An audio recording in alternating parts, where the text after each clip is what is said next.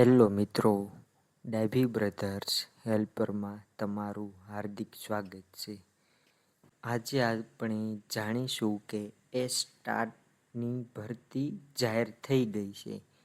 તો તેના ફોર્મ ક્યારે ભરાશે, કુલ કેટલી જગ્યા છે, પરીક્ષાની પેટર્ન શું છે, બીજી મહત્વની તારીખો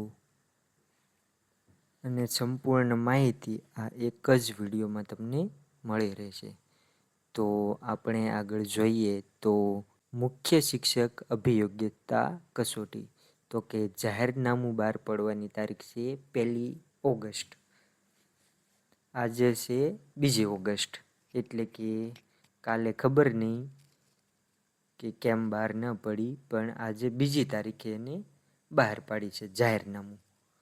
ત્યારબાદ આપણે બીજી તારીખ જોઈએ કે વર્તમાન પત્રોમાં જાહેરાત આપવાની તારીખ 3 ઓગસ્ટ છે.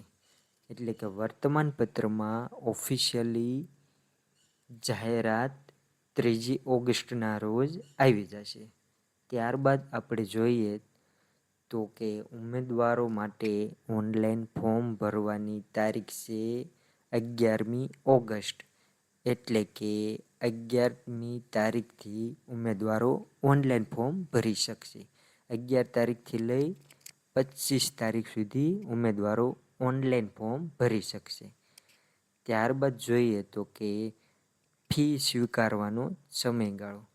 ઓનલાઈન ફી ભરવાનો સમયગાળો છે 11મી ઓગસ્ટથી લઈ 27મી ઓગસ્ટ સુધી.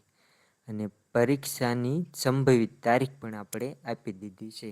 પરીક્ષાનું માળખું શું છે તો આપણે તેમાં જોઈએ તો કે બહુવિકલ્પ સ્વરૂપની અને વિવિધ હેતુલક્ષી સ્વરૂપની MCQ બેઝ પેપર હશે. તો કે MCQ બેઝ પેપર રહેવાનું છે.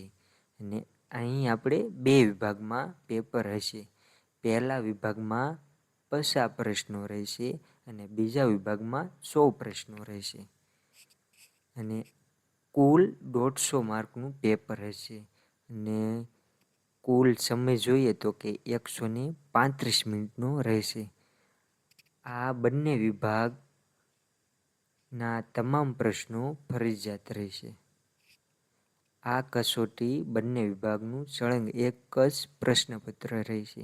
એટલે કે કુલ 150 માર્કનું પેપર હશે અને કુલ 2 વિભાગ હશે. પહેલો વિભાગ હશે તેમાં 50 પ્રશ્નો હશે અને બીજા વિભાગમાં 100 પ્રશ્નો હશે. કુલ સમય છે 135 મિનિટ. પેપર એક સાથે જ આપવાનું છે. દરેક પ્રશ્નનો 1 ગુણ રહેશે. અને આ કસોટીમાં કોઈ નકારાત્મક મૂલ્યાંકન રહેતું નથી. એટલે કે કોઈ નેગેટિવ માર્ક છે નહીં. એટલે આપણે બધા જ પ્રશ્નો પૂરી દેવાના છે. ત્યારબાદ જોઈએ તો કે અગત્યની નોંધ આપેલી છે. શૈક્ષણિક લાયકાત, અનુભવ અંગેની વિગતોની ચકાસણી ભરતી પસંદગી સમિતિ દ્વારા કરવામાં આવશે. અને આ અંગે ભરતી પસંદગી સમિતિનો નિર્ણય જ અંતિમ રહેશે. રાજ્ય પરીક્ષા બોર્ડ ફી ભરેલ તમામ ઉમેદવારોને પરીક્ષામાં બેસવા તક આપશે. તેથી પરીક્ષા આપી પાસ થવાથી ભરતી માટે લાયક ગણી શકાશે તેવો દાવો કરી શકાશે નહીં. આ અંગે ભરતી સમિતિ જે નિર્ણય લેશે તે આખરી ગણાશે. ત્યારબાદ પરીક્ષાની ફી જોઈએ તો કે SC અને ST કેટેગરીના ઉમેદવારો માટે છે 250 રૂપિયા.